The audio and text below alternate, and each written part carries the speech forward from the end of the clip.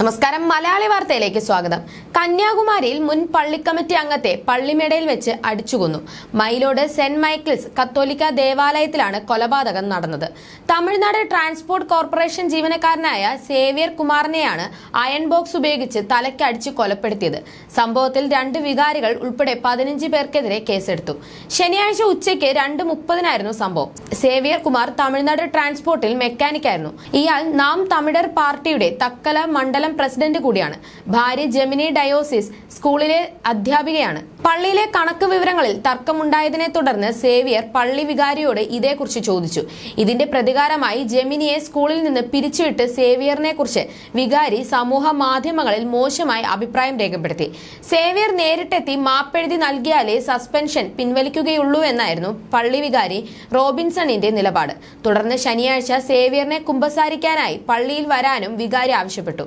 ഉച്ചയ്ക്ക് പള്ളിയിലെത്തിയ സേവ്യറെ വികാരിയുടെ ഓഫീസിൽ ഉണ്ടായിരുന്നവർ iron box കൊണ്ട് തലയിലടിച്ച് മർദ്ദിക്കുകയായിരുന്നു. ഗുരുതര പരിക്കേറ്റ സേവ്യർ സംഭവ സ്ഥലത്ത് വെച്ച് തന്നെ മരിച്ചു.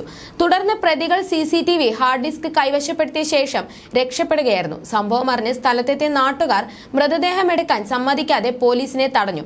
ASP പ്രവീൺ ഗൗതം സമരക്കാരോട് സംസാരിച്ചതിനെ തുടർന്ന് ഞായറാഴ്ച പുലർച്ചെ 3 മണിയോടെയാണ് മൃതദേഹം ഇൻക്വസ്റ്റിനായി നാഗർകോവിൽ ആശാരിപ്പള്ളം മെഡിക്കൽ കോളേജ് ആശുപത്രിയിലേക്ക് മാറ്റിയത്. പ്രതികൾക്കായി ജില്ലാ പോലീസ് മേധാവി സുന്ദരവദനത്തിന്റെ നേതൃത്വത്തിൽ 10 സ്പെഷ്യൽ ടീമുകൾ രൂപീകരിച്ച് തിരച്ചിൽ ആരംഭിച്ചു. പ്രതികളെ പിടികൂടാത്തതിലും വികാരികളെ സസ്പെൻഡ് ചെയ്യാത്തതിലും പ്രതിഷേധിച്ച് ബന്ധുക്കളും നാം തമിഴർ പ്രവർത്തകരും കരിങ്കൊടിയുമായി കുഴിത്തുറ RC ഡയോസിസ് ഓഫീസ് ഉപരോധിച്ചു. പോലീസും സമരക്കാരും ചേർന്ന് നടത്തിയ സംഭാഷണത്തിൽ ഡയോസിയേസിൽ നിന്ന് സമരം താൽക്കാലികമായി പിൻവലിച്ചു.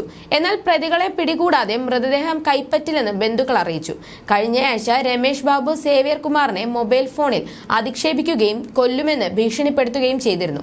സേവ്യർ കുമാർ പോലീസിൽ പരാതി നൽകിയെങ്കിലും നടപടി ഉണ്ടായില്ല. സംഭവത്തിൽ ഉൾപ്പെട്ട എല്ലാവരെയും ഉടൻ അറസ്റ്റ് ചെയ്തില്ലെങ്കിൽ തമിഴ്നാട്ടിലുടനീളം പ്രതിഷേധം സംഘടിപ്പിക്കുമെന്നാണ് നാം തമിഴർ പ്രവർത്തകരുടെ നിലപാട്. സംഘർഷാവസ്ഥ നിലനിൽക്കുന്നതിനെ തുടർന്ന് ഇവിടെ പോലീസിനെ വിന്യസിച്ചിട്ടുണ്ട്. കൊല്ലപ്പെട്ട സേവ്യർ കുമാറിന്റെ പോസ്റ്റ്മോർട്ടം ഇന്ന് ആശാരിപ്പള്ളം ആശുപത്രിയിൽ നടക്കും. അവിടെയും പോലീസിനെ വിന്യസിച്ചിട്ടുണ്ട്. പള്ളിമേടയ്ക്ക് സമീപം രക്തം വാർന്ന നിലയിലാണ് സേവ്യറിനെ കണ്ടെത്തിയത്.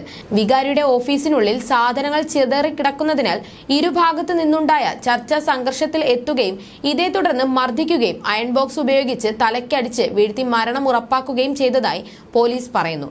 തുടർന്ന് ആംബുലൻസ് വിളിച്ച് സേവ്യർ കുമാറിന്റെ മൃതദേഹം പോസ്റ്റ്മോർട്ടത്തിനായി ആശാരിപ്പള്ളം സർക്കാർ മെഡിക്കൽ കോളേജ് ആശുപത്രിയിലേക്ക് കൊണ്ടുപോകാൻ പോലീസ് സൗകര്യമൊരുക്കി. എന്നാൽ ഇതിനെ എതിർത്ത സേവ്യർ കുമാറിന്റെ ബന്ധുക്കളും നാം തമിഴർ കക്ഷിയും പോലീസുമായി വാക്കേറ്റമുണ്ടായി. പ്രതികളെ ഉടൻ പിടികൂടിയാൽ മാത്രമേ മൃതദേഹം വിട്ടു നൽകൂ എന്ന മുദ്രാവാക്യം മുഴക്കി. ഇത് കൂടുതൽ സംഘർഷാവസ്ഥയ്ക്ക് വഴിയൊരുക്കുകയായിരുന്നു. 11 മണിക്കൂറുകൾക്ക് ശേഷമാണ് മൃതദേഹം പോലീസിന് മാറ്റാനായത്.